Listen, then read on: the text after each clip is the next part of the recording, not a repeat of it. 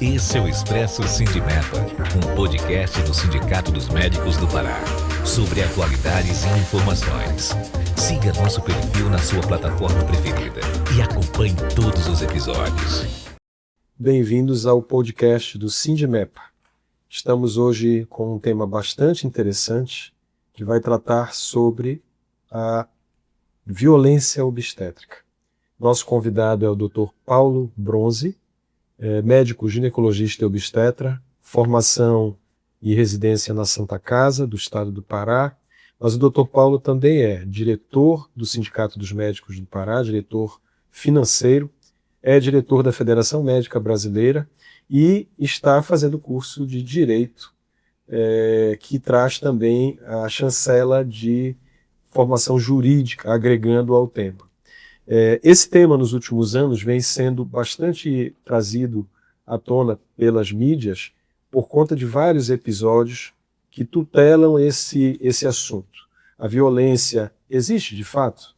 Ou nós estamos falando de indicações clínicas e cirúrgicas, tomadas de decisão que salvam vidas, mas que são interpretadas como violência? Então, esse é o nosso tema. Minha parceira Mayra, hoje, para começarmos esse podcast. Paulo, bem-vindo e obrigado por participar com a gente. Sei que está uma jornada extensiva aí de muito trabalho, mas abre espaço para a sua saudação para quem nos ouve.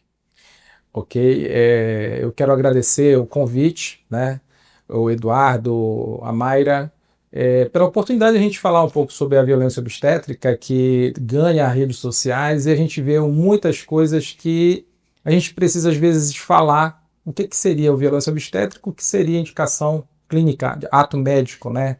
Ou ato de um profissional no momento do pré-natal, do parto e do puerpério.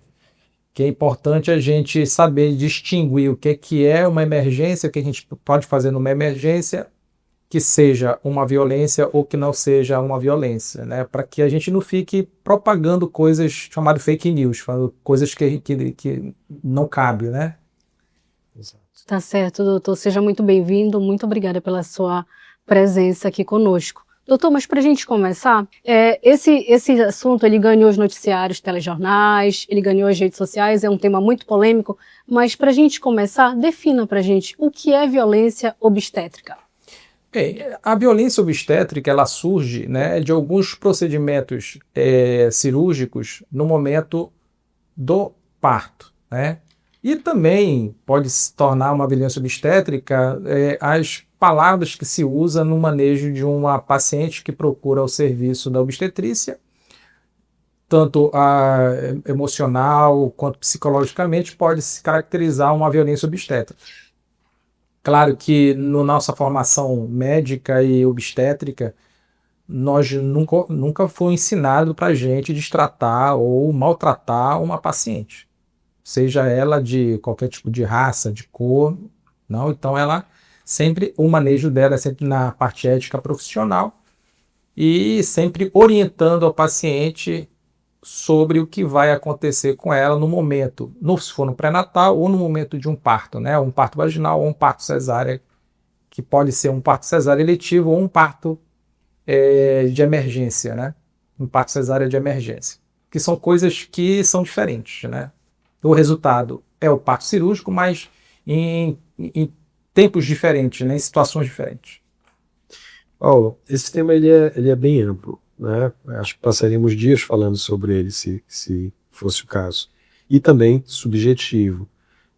Mas na sua percepção, há falta de clareza nas informações passadas ao paciente, e isso traz a fragilidade para o médico de ser acusado desse tipo de violência?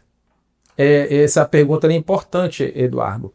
Eu creio que sim. A falta de informação, ele traz porque o que acontece? O médico obstetra, geralmente, ele trabalha por plantão, né?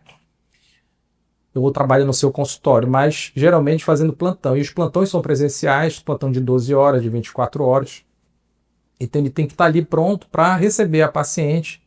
Porque no momento que a paciente ela entra em trabalho de parto, é uma urgência obstétrica, né? Então ela precisa ser internada para ter a resolutividade, que é o parto e o nascimento do bebê. Certo. Antes disso, vamos dizer no pré-natal, né? O pré-natal, vamos colocar o nosso pré-natal hoje em todo o Brasil, mas vamos colocar o pré-natal local de Belém ou arredores de Belém. É o pré-natal que tem dificuldade, né? Primeiro, quem faz o pré-natal das pacientes da rede básica? É o médico obstetra? É o ginecologista? Não é. É o clínico. O clínico tem expertise de manejo de paciente para falar tudo que é importante para a paciente no momento, como é que vai ser o parto, né? Não tem essa expertise, ela não tem esse conhecimento. A universidade não forma, né, no ponto específico das especialidades, ele forma de uma forma geral, né? Então, de mais simples, ele vai ver que existe, como é que é, ele vai passar lá no plantão, mas ele não vai pegar, não vai manejar o paciente.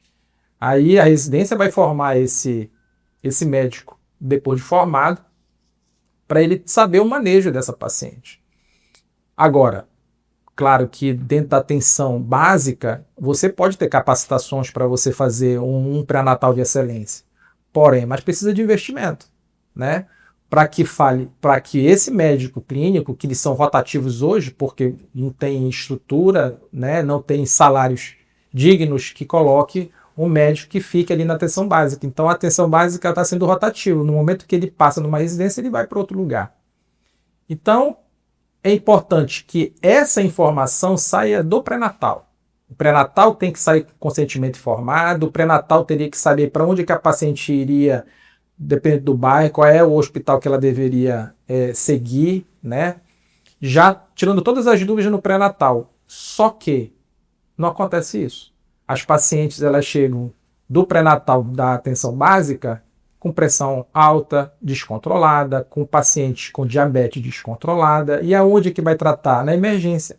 Ou na emergência da Santa Casa, na emergência do Abelardo Santos, da Anita Gerosa, de todas as maternidades que estejam vinculadas ao SUS no nosso estado. É assim que acontece. E aí as pacientes chegam com essas dificuldades e aí elas sofrem todas as sortes que vão ser associadas a essas patologias, né? Então a gente precisa falar que existe o parto normal vaginal, aquele que é tranquilo, né? Que a paciente entra em trabalho de parto e em algumas horas ela ganha seu bebê de uma tranquilidade, mas existem os outros, como a obstetrícia, ela tem as suas nuances, né? E pode, né, no momento do delivramento de um bebê, ter uma dificuldade maior, que a gente não prevê, né? E a gente vai ter que, a obstetrícia é aquele negócio, você tem que decidir na hora, né? Então, a informação é importante para essa paciente e essa informação precisa ser dada no pré-natal, né? Só contribuindo, Mayra, sou cirurgião. Tem números, 70% das crianças da cirurgia pediátrica que operamos na Santa Casa são do interior do estado. O que isso representa em relação à sua fala? Talvez 70% das mulheres que vêm para a Santa Casa, por exemplo, ou para o Abelardo Santos, ou agora para a Anita Gerosa, talvez também sejam de outras cidades do interior. E, naturalmente, elas fizeram um pré-natal com uma equipe e vão tratar a parte obstétrica com outra equipe. No nosso serviço, nós passamos no ambulatório termo de consentimento informado e damos todas as orientações em relação ao procedimento, tempo de jejum, exames, etc. Não é assim que funciona para as mulheres. Então, talvez a gente esteja falando de uma fragilidade, que é a falta de um fluxo correto no Sistema Único de Saúde, que é tão importante para essas famílias, né? Do SUS salva vidas, mas ele tem suas falhas. E essa falha ela pode ser corrigida por um gestor, né, que enxergue o que a gente está discutindo aqui como um problema solucionável, ou se não plenamente, pelo menos amenizável, né? Mayra. Doutor, você é médico obstetra, né? Além de ser ginecologista. Acredito que já tenha passado e vivenciado muitas experiências nos seus plantões. Mas assim, como é que faz? Como diferenciar uma intervenção necessária de uma conduta inadequada, por exemplo? Certo, vamos lá.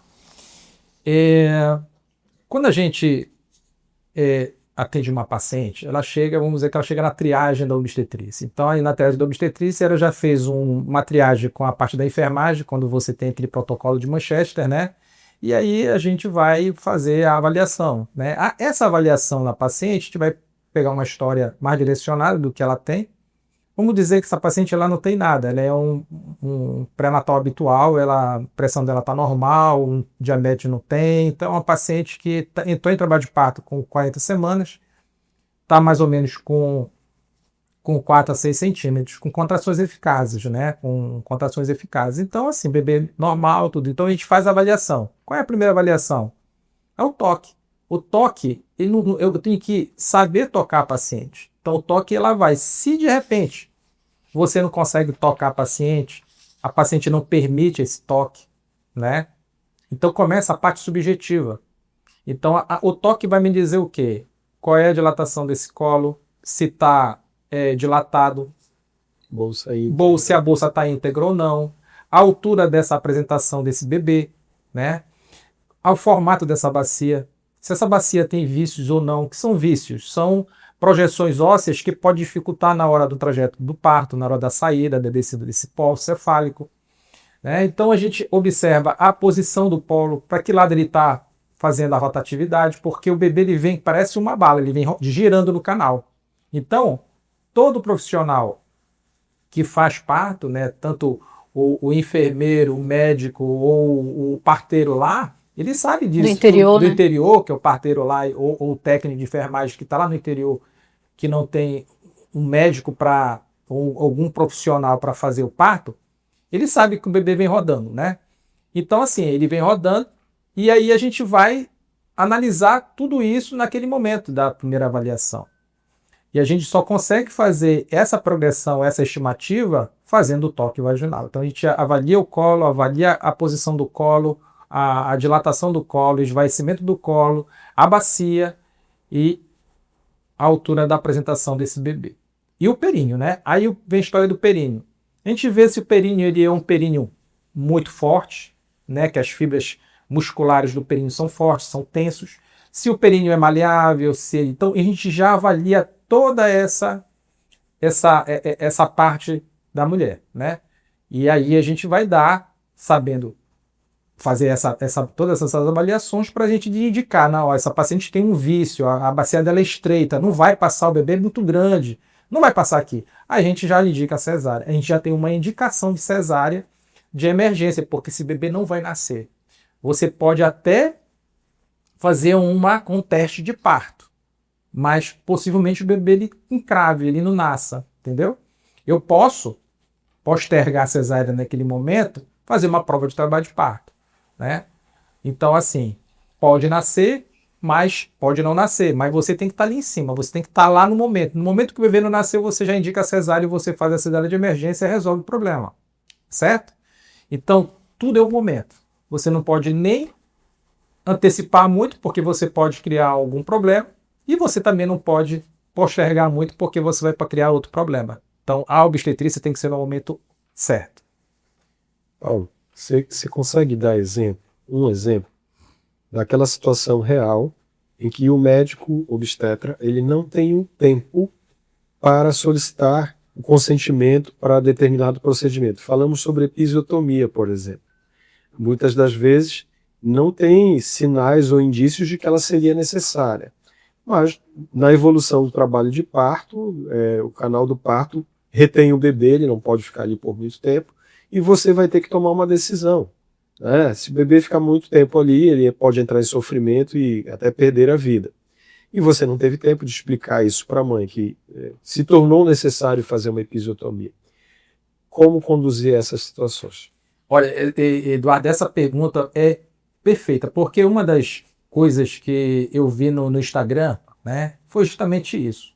Então, várias mulheres colocando porque a episiotomia é uma violência obstétrica e outras, né, defendendo a episiotomia. Não, mas eu fiz a episiotomia, o médico me falou para que servia e tal, e fiz, tá perfeito. Então, exatamente, a episiotomia, ele é um corte cirúrgico no períneo, do lado direito, né, que é para você aumentar essa circunferência na hora da extração do bebê, que o bebê ali está nascendo, né? A cabeça do bebê. Então é uma coisa imprevisível, como você falou, é imprevisível, é na hora, né? Então, às vezes, o bebê está lá numa circular, ou o polo cefálico, a cabeça do bebê é um pouco maior, mesmo que o períneo não seja inicialmente tenso, mas o bebê encravou ali. Aí passa o primeiro minuto, passa o segundo minuto, o terceiro minuto, o bebê vai e vem e tal. Aí pergunta-se, mas por que não indica uma cesárea naquele momento? Então você tem que pensar que o bebê está ali, a gente está vendo o cabelinho lá na saída da vulva da paciente, só que ele não está conseguindo sair, né? E aí, se eu indicar uma cesárea na hora, só que eu vou. Não é com o Grey's Anatomy, Eduardo, que na outro set eu já estou operando a paciente. Não, aí eu tenho que dizer o seguinte: olha, chama o anestesista. Arruma a sala. Porque não é naquele local que eu vou operar a paciente, que aquele é contaminado. Eu tenho que pegar o bebê, colocar a mãe lá dentro da cama, entendeu? Levar para o centro cirúrgico, montar uma sala, chamar o anestesista tem que fazer o procedimento dele, pegar a pressão, fazer todo o procedimento. Eu vou gastar quanto tempo aí? Sendo uma equipe bem treinada, como nas maternidades que eu trabalhava, coordenei o Abelardo Santos, fui chefe de plantão na Santa Casa algumas vezes, né? E a gente tinha uma equipe fantástica. A equipe desses hospitais são fantástica porque eles foram treinados na Santa Casa, então tem que ter agilidade, né? Então vamos colocar 15 minutos para isso, para acontecer efetivamente você retirar o bebê. Mais 15 minutos, pode ser um tempo muito maior, né? E o bebê não até nascer com vida, mas nascer com sequela. Então, é dessa forma. E se você, naquele momento ali, você faz o epísio, né? O paciente, vamos dizer, desmaiou por exaustão, passou mais de 15 minutos ali no canal, e aí você faz um epísio na paciente.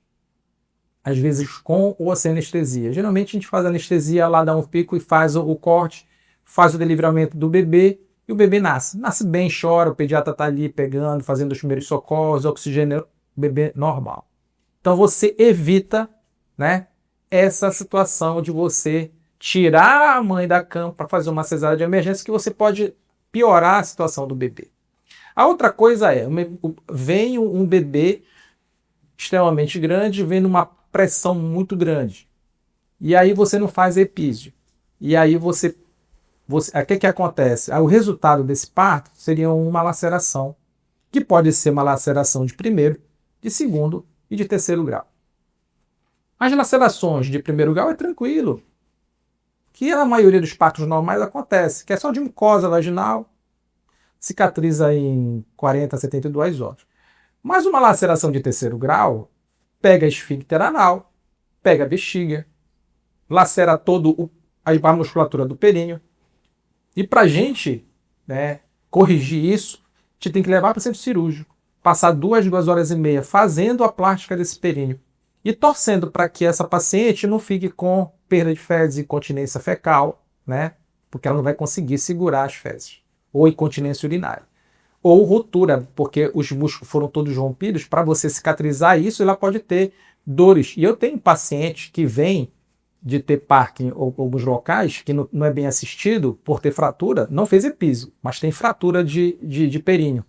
Musculatura, você observa que o músculo é separado e ela tem dores terríveis na atividade sexual depois. Então, assim, a epísio ela tem que ter indicação médica, né?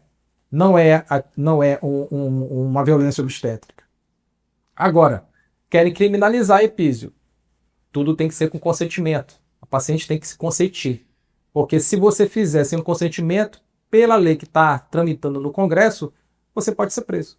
Porque fez um epísio ou para melhorar a oxigenação do bebê, para ter delivramento, ou para evitar uma laceração de terceiro grau.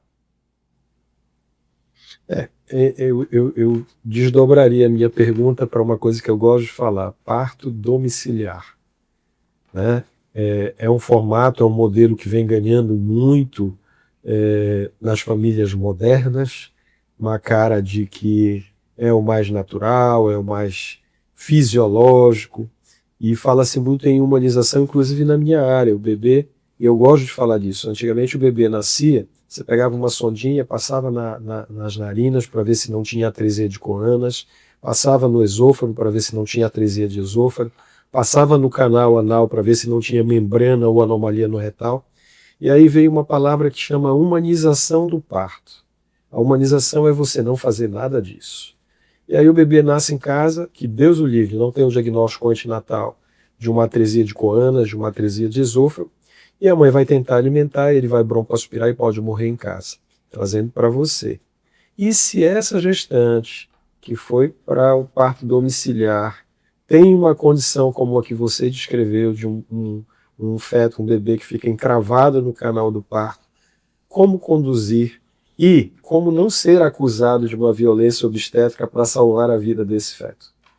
Então, são essas situações, Eduardo, que na maioria dos nossos ginkgos hoje do Brasil, né, porque a gente está falando numa situação de capital, né, Belém, aos redores aqui da cidade da grande metrópole.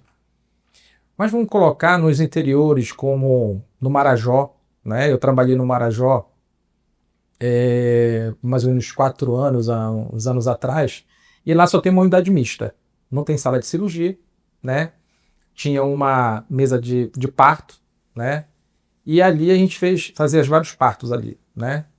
Como eu era o médico da cidade, passava lá uns 15 dias, e quando eu via que eu fazia o pré-natal, mas quando eu via que era primigesto e tal, quando estava se aproximando, a gente mandava para casa de apoio.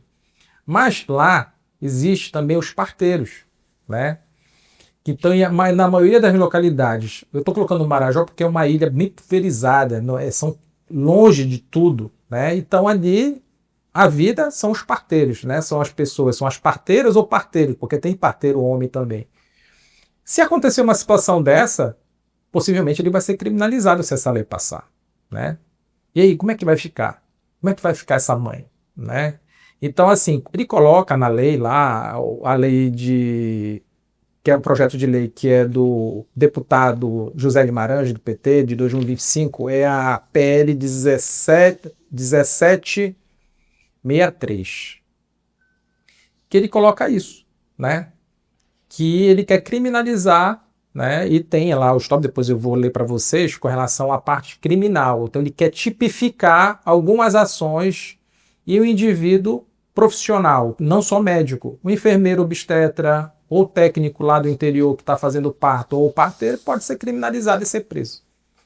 E quem é que vai, né, sofrer as consequências disso é a própria população, é a própria mulher que vai ficar desassistida, né? Claro. Então é uma insegurança jurídica muito grande, né? E coloca, dentro do preâmbulo da lei, coloca tudo que já se faz, né? Protocolo de humanização, o acompanhante. Santa Casa já faz desde a era de 2000. Eu comecei a minha residência em 2002, 2001, 2002. 2002 já começou o parto humanizado na Santa Casa. Sim. E o acompanhante já entrava, ou o marido, ou a mãe, ou a irmã, quem a paciente achava melhor para ir em casa. Paulo, obrigado. Gente, eu queria encerrar esse bloco. O assunto é vasto, tem muita coisa ainda para a gente falar, mas nesse primeiro bloco eu queria agradecer a todos que nos acompanharam, pedir para que todos peguem o seu cafezinho e venham para o próximo bloco para algumas outras perguntas que certamente o Paulo vai tentar esclarecer para todos nós. Obrigado, Paulo e Mayra, nesse primeiro bloco, e aguardamos vocês no seguinte. Olá, esse é o Expresso Sindimepa, um podcast do Sindicato dos Médicos do Pará, sobre atualidades e informações. Siga nosso perfil na sua plataforma preferida e acompanhe todos os episódios.